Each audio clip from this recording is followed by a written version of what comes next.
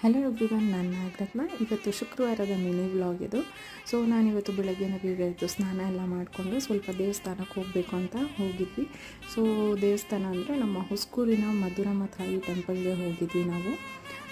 ದೇವಸ್ಥಾನ ತುಂಬ ದೊಡ್ಡದಾಗಿದೆ, ನೋಡ್ಬೋದು. ರೀಸೆಂಟಾಗಿ ಜಾತ್ರೆ ಕೂಡ ಆಯಿತು. ಸೊ ಪೂಜೆ ಮಾಡಿಸೋಣ ಅಂದ್ಬಿಟ್ಟು ಪೂಜೆ ಸಾಮಾನೆಲ್ಲ ತೊಗೊಂಡು ಹೋಗ್ತಾಯಿದ್ದೀವಿ, ನಾನು ನಮ್ಮ ಮಗಳು ಎಲ್ಲ.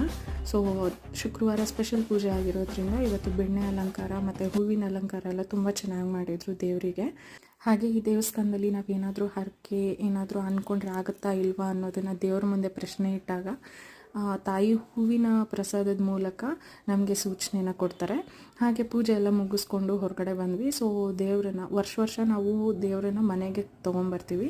ಸೊ ಹಾಗಾಗಿ ದೇವರನ್ನ ಬುಕ್ಕಿಂಗ್ ಕೂಡ ಮಾಡ್ಕೋತಾ ಇದ್ವಿ. ಸೊ ಇದಾಗಿತ್ತು ನನ್ನ ಇವತ್ತಿನ ಮಿನಿ ವ್ಲಾಗ್. ಅಲ್ಲೇ ಪ್ರಸಾದ ತಿಂದ್ಕೊಂಡು ಮನೆ ಕಡೆ ಬಂದ್ವಿ. Thanks for watching. ಬಾಯ್.